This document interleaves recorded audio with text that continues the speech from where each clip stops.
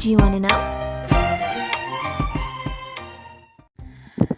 Halo, assalamualaikum. Gimana kabarnya teman-teman? Semoga di masa pandemi COVID-19 ini kita masih bertahan di rumah ya. Stay at home. Oke, jadi di video kali ini aku mau membahas atau menjelaskan berbagi informasi terkait dengan perkuliahan. Karena aku masih banyak banget nemu sepupu-sepupu aku yang masih SMA atau anaknya temen yang masih SMA ketika dia mau masuk kuliah, mereka masih bingung dan nanya ke aku, Kak, jurusan ilmu komunikasi itu apa? Nah, di sini aku mau bahas tentang apa itu jurusan ilmu komunikasi.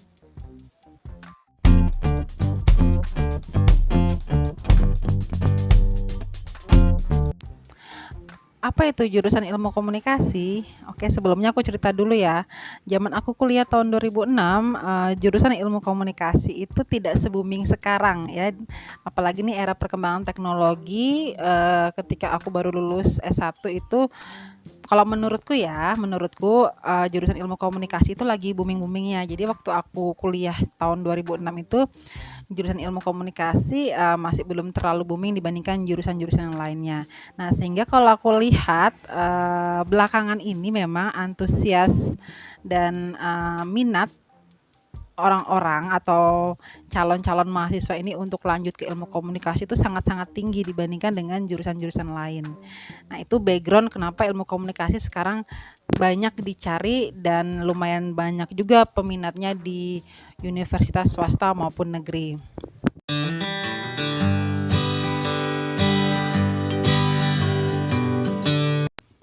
Jurusan ilmu komunikasi itu belajar apa sih, Kak?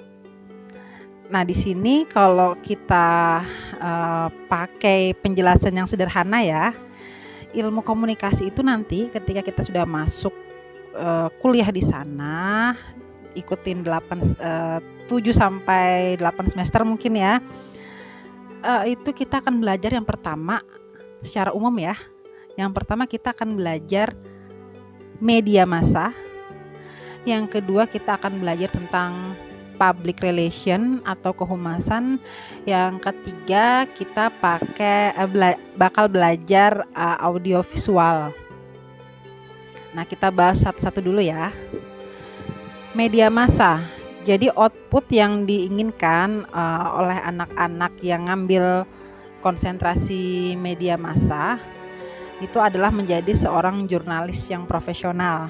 Jadi buat kalian yang memang dari awal itu suka fotografi, kemudian suka menulis, itu nggak ada salahnya nanti ketika semester 3 atau semester 4 ada konsentrasi itu kita disuruh milih, masuklah ke konsentrasi media atau jurnalis, karena pelabelan atau nama konsentrasinya itu berbeda-beda ya teman-teman ya, tapi kurang lebih secara umum seperti itu.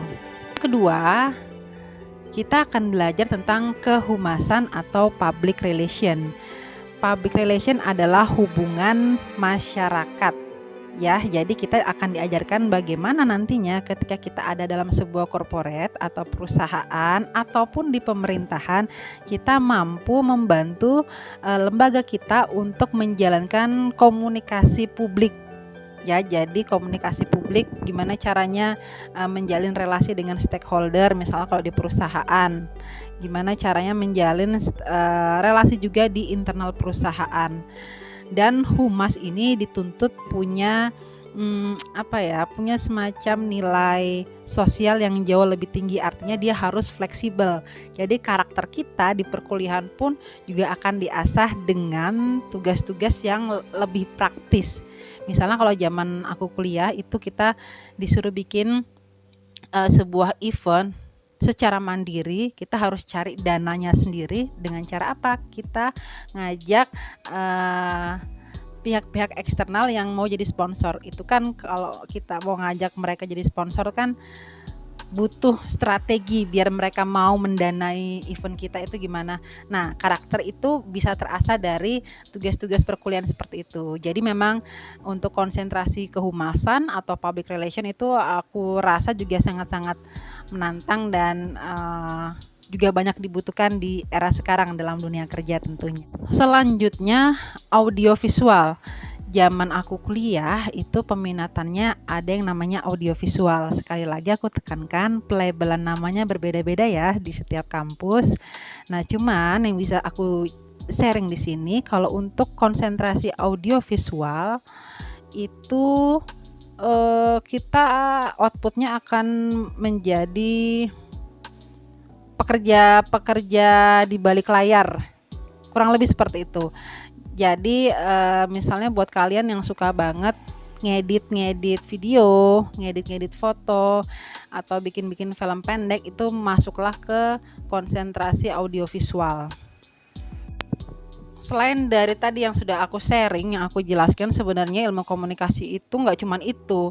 Di ilmu komunikasi kalian juga akan belajar banyak hal tentang komunikasi ya, nggak hanya PR, nggak hanya jurnalis, nggak hanya audiovisual, tapi nanti kalian akan belajar banyak hal, misalnya belajar tentang komunikasi politik, belajar tentang komunikasi lingkungan, komunikasi kesehatan, karena hal-hal itu adalah hal-hal yang sangat menarik sekali, di mana ilmu komunikasi ternyata itu diperlukan dalam setiap lini bidang pada saat ini. Jadi memang kalau kita mengacu ke mata kuliahnya pun nggak hanya jurnalis, humas, audiovisual, tapi ternyata masih banyak mata kuliah yang aku rasa juga punya peran untuk membentuk karakter kita sebagai orang yang lihai berkomunikasi.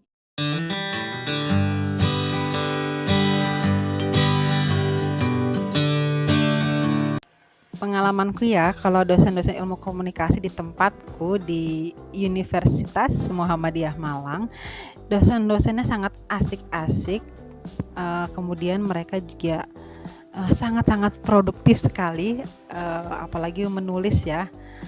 Kemudian humble dan nggak saklek kayak dosen-dosen killer gitu, aku tidak menemukan nampaknya di jurusanku, karena mereka sangat welcome sekali ketika ada mahasiswa yang ingin berdiskusi tentang suatu isu atau sebuah topik.